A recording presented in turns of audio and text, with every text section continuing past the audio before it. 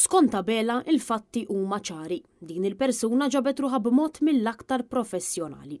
Kienet din id-dikjarazzjoni li għamel il-Prim Ministru Robert Bela meta ddeskriva il-ħidma tal-Ministru Clint Camilleri. Dan meta il-ħadd filgħodu kien intervistat fuq is-Super One. Il-mexxej tal-Labor fattak partiġan stqar illi huwa l-Partit Nazzjonalista li qed jagħmel il-ħsara lill-Ministru Camilleri. Bela iżda ma jsemmi xejn dwar l-aħħar skandlu tal-irmiġġi fil-Marina tal-Imġar. Lil Clint Camilleri mhux fuq inkjesta waħda, inkjesta maġisterjali waħda xeħtuh, pluralità ta' inkjesti maġisterjali lil mara tiegħu wkoll.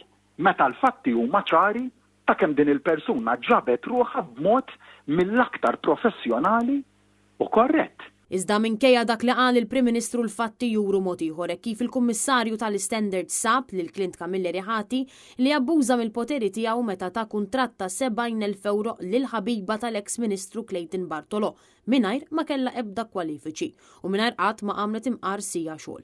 Dan mhux l-unika skandlu illi fih huwa implikat il-Ministru għal Għawdex Clint Camilleri kif allegatament jinsab involut ukoll fil-każ tal-irmiġġi u anke fl-iskandlu tat-triq tan-Nadur. Bil-Ministru Camilleri jibqa' marbut mas-siġġu tiegħu fil-kabinett. Intant fil-kollegament telefoniku illi għamel, il-Prim Ministru tenna illi kien il-Gvern immexxi minnu illi fetaħ l-arbitraġġ illi permezz tiegħu Stewart Healthcare qed jibqgħu jirreżistu illi jagħtu l-400 miljun euro lura, meta fil-fatt kienu Stewart illi fetħu dan l-arbitraġġ. U għal daqstant il-Gvern ma ħall ebda azzjoni sabiex iġib lura il-flus illi jinsterqu minn but il-poplu Malti u Awċi.